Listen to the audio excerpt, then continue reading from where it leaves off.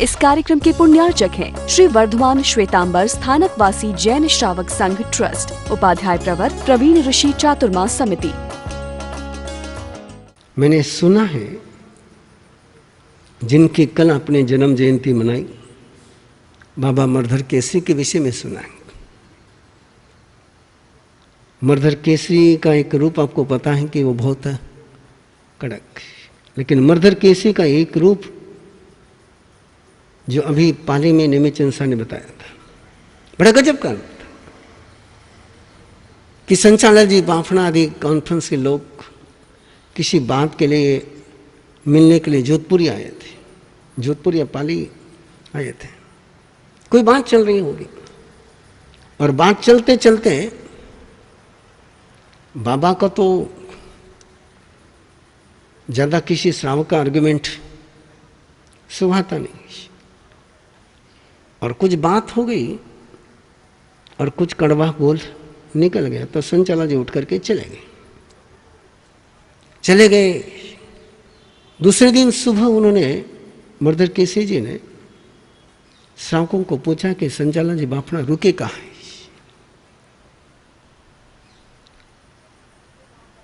और सीधा होगा लेकर के जहां वो रुके थे वहां पहुंच गए।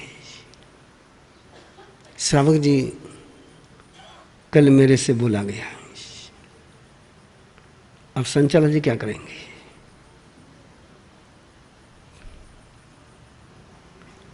किसने कहा मरधर किसी को जाने के लिए?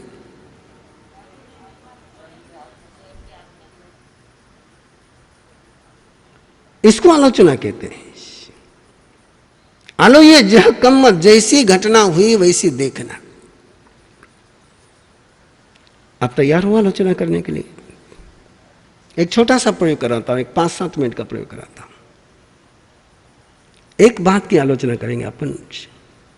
कल आपने गुस्सा किया था किसी पर, कल आपने किसी पर गुस्सा किया, नहीं किया तो परसों तरसों जो लेटेस्ट गुस्सा आपको याद आता हो, पिछले 7 दिन में गुस्सा किया कि नहीं किया? नहीं करिए हो तो पीछे अभिनंदन पत्र तैयार कर लो, मैं है ना।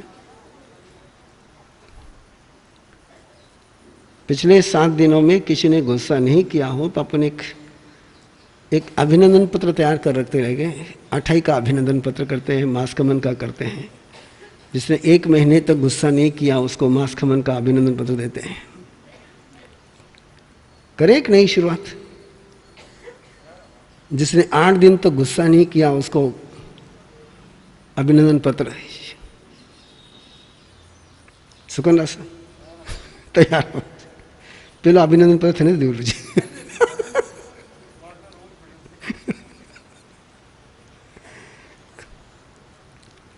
गुस्से का आलोचन करना है, और कैसे आलोचन करना है? अपने जो लेटेस्ट गुस्सा आपका हुआ है, गुस्सा हुआ है इसका मतलब झगड़ा हुआ है, किसी ने के साथ गर्मा गर्मी हुई है, उस गर्मा गर्मी को अपने सीक्वेंस से देखना है। कैसे देखना है? सीक्वेंस से देखना है। कैसा सीक्वेंस? कि वो व्यक्ति आया या आप वहां गए और कहां से बात शुरू हुई, पहली बात क्या हुई, पहले आपने बोला कि उसने बोला, उसने क्या बोला, आपने क्या जवाब दिया, आपके बात पर उसने क्या बोला, और कहां से बात शुरू हो गई, कहां से बात आउट ऑफ कंट्रोल चले गई और कैसे चले गई, और फिर वो बात बढ़ते बढ़ते बढ़ते बढ़ते बढ़ते टेम्परेचर कहां तक पहुंच गया, और टेम्परेचर एक लेवल पर जाने के बाद दोनों ही क्या हो जाते हैं, कटे दीवार से मातो बचड़ी हो। कभी भी देखना गुस्से का लास्ट सेंटेंस जो मन में आता है,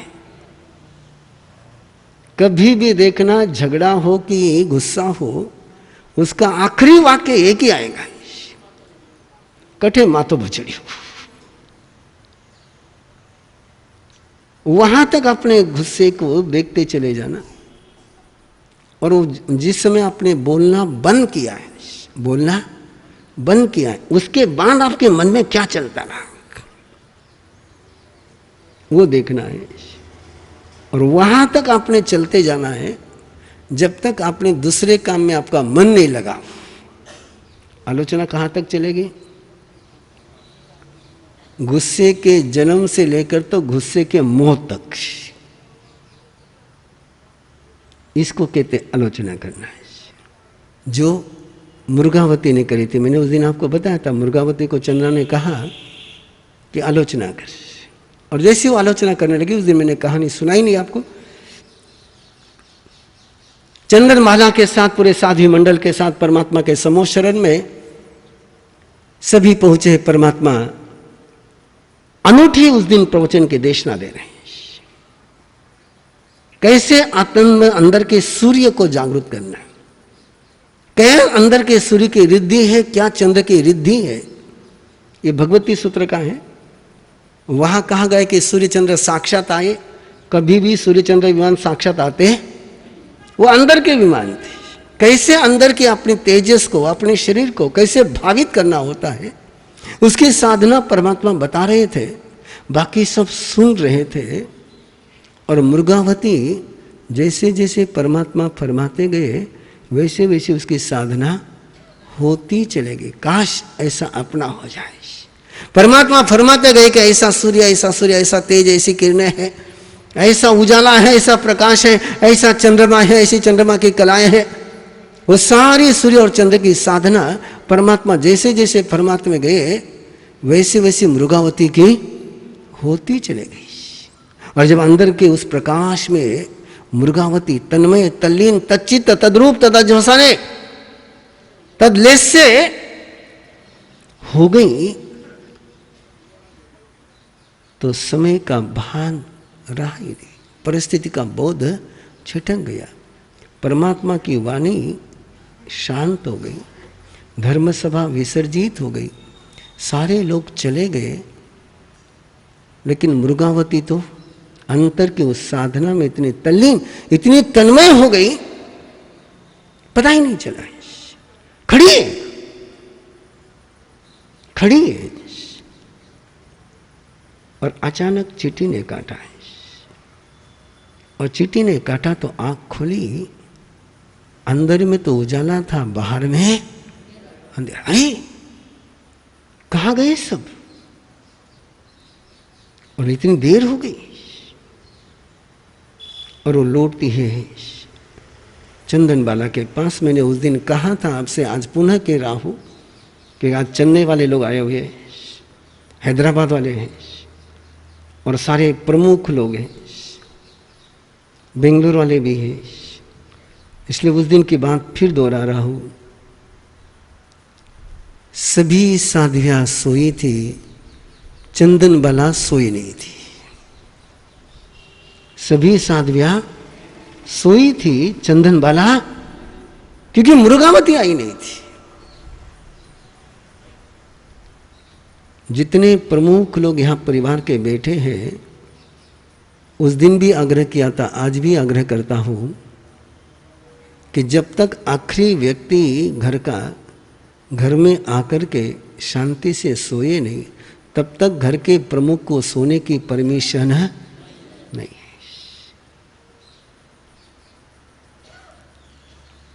मैं पेरेंटिंग के कार्यक्रम चलाता हूँ और वही समस्या आती है।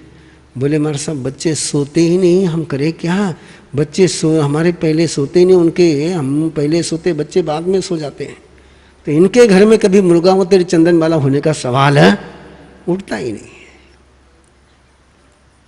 उठ ही नहीं सकता है। और चंदनबाला ने देखा कि मुर्गावती आई है और पूछा मुर्गावती को, इतनी देर कहाँ हो गई? और मुर्गावती कह रही है कि परमात्मा के समोशर में चंद्र और सूर्य साक्षात आए। अब उस धर्मसभा में अकेले मुर्गावती थी, उस धर्मसभा में चंदनबाला भी थी, सब थे। यदि सूर्य और चंद्र साक्षात आते तो केवल मुर्गावती को दिखते, चंदनबाला को नहीं दिखते, सबको दिखने चाहिए थे। लेकिन ये चांद और सूरज बाहर में नहीं थे, कहां थे? अंदर में थे। और वो चंद्र और सूर्य के प्रकाश में मुझे पता ही नहीं चला रात कब हुई, सभा कब विसर्जित हो गई, मुझे पता ही नहीं चला। और चंदन बाला ने मृगावती को कहा, आलोचना कर। क्या कर? आलोचना क्या है? प्रायश्चित है। आलोचना कर। और मृगावती आलोचना करने लग गई कि कैसे मैं परमात्मा की समोशर में पहुंची थी, कैसे मैंने परमात्मा को प्रदक्षिणा करी, कैसे मैंने परमात्मा को वंदन किया, कैसे परमात्मा ने देशना फरमाना शुरू किया। और वे वचन सुनते सुनते सुनते मेरे अंदर कैसी साधना शुरू हो गई। फिर वो डूब गई, फिर वो डूब गई। उस समय जिस समय समोशरण में शुरू हुई, उस समय तो बाहर का आलंबन था।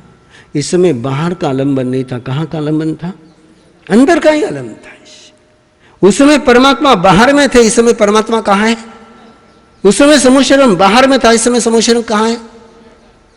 और वो साधना जैसी शुरू हो गई चांद और सूरज की, जब अंदर से साधना शुरू होती तो पूरी होती है, और बाहर से साधना शुरू होती है तो कहीं ना कहीं टूटती है। साधना कहाँ से शुरू होनी चाहिए? अपनी कहाँ से शुरू होती है?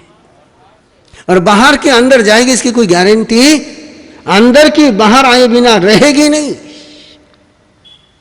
अंदर में साधना शुरू हुई तो बाहर वो आनी ही आनी है। और मृगावती की साधना अंदर से शुरू हुई, और शुरू होते होते होते होते सारे कर्मों का क्षय हो गया, और मृगावती सवन्नु स्वदर्शी हो गई।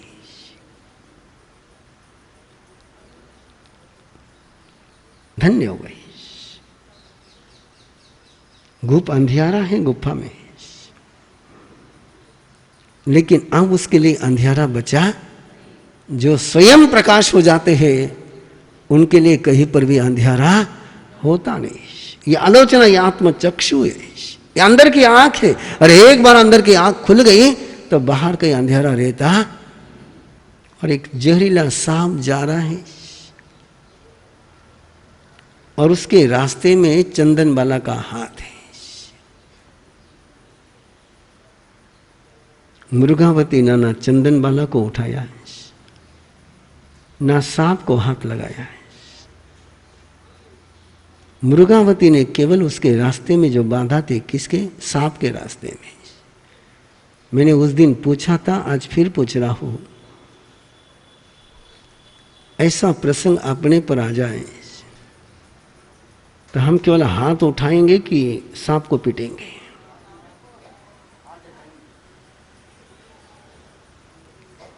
और मृगावती ने केवल चंदन बाला का हाथ उठाया, केवल ना चंदन बाला को उठाया, ना जगाया, केवल हाथ उठाया।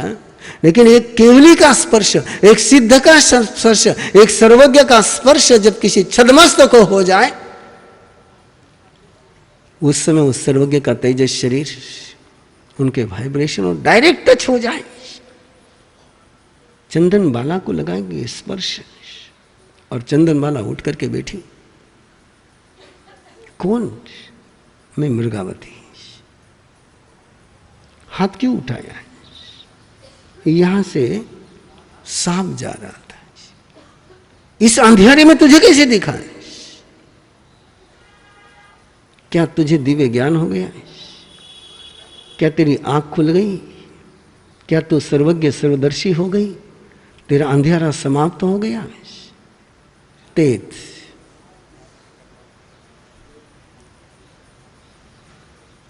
जो पूर्ण हो जाते हैं वे किसी पर आक्षेप नहीं लेते, और जो किसी पर आक्षेप नहीं लेते वे पूर्ण होने के रास्ते पर रहते हैं। वाक्य फिर दोहरा रहा हूं, जो पूर्ण हो जाते वो किसी पर आक्षेप, और जो किसी पर आक्षेप नहीं लेते हैं वो पूर्ण होने के रास्ते पर चलते हैं।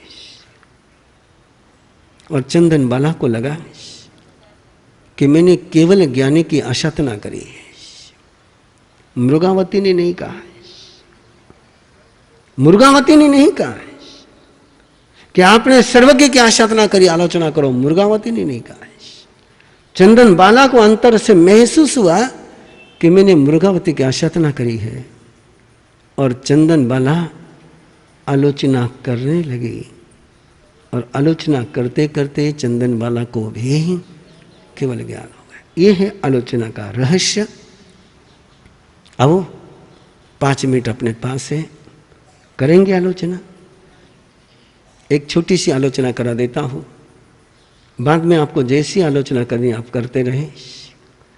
और फिर एक बार समापन के सत्र में बोल रहा हूँ कि बिना आलोचना करे जिन शासन में कोई साधना शुरू होती नहीं है।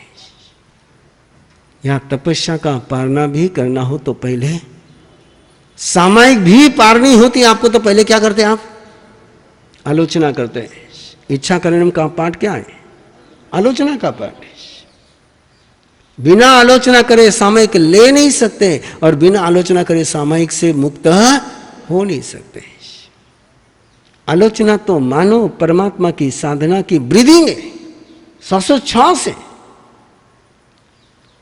ऐसी ये आलोचना, इसलिए परमात्मा ने कहा है साधु साध्वी श्रावक श्राविका के लिए अनिवार्य कोई है, अवश्य करनी ज्योति अवश्यगम, जिसको हर हाल में करना ही होता है उसको आवश्यक कहते हैं।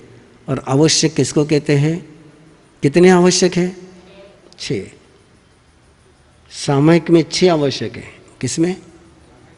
एक सामयिक में 6 आवश्यक है। नहीं है। फिर कभी करूंगा है ना। अभी तो आपको आलोचना करा देता हूं। लेकिन एक सामयिक में कितने आवश्यक है? 6 आवश्यक है। आलोचन भी होता है, प्रतिक्रमण भी होता है, 24 तो भी होता है, कायसर्ग भी होता है, और प्रायश्चित भी होता है। ये सब होते हैं है ना। वो सारे पाठ आप लोगों ने रटे हैं, लेकिन उसका मीनिंग नहीं समझा है।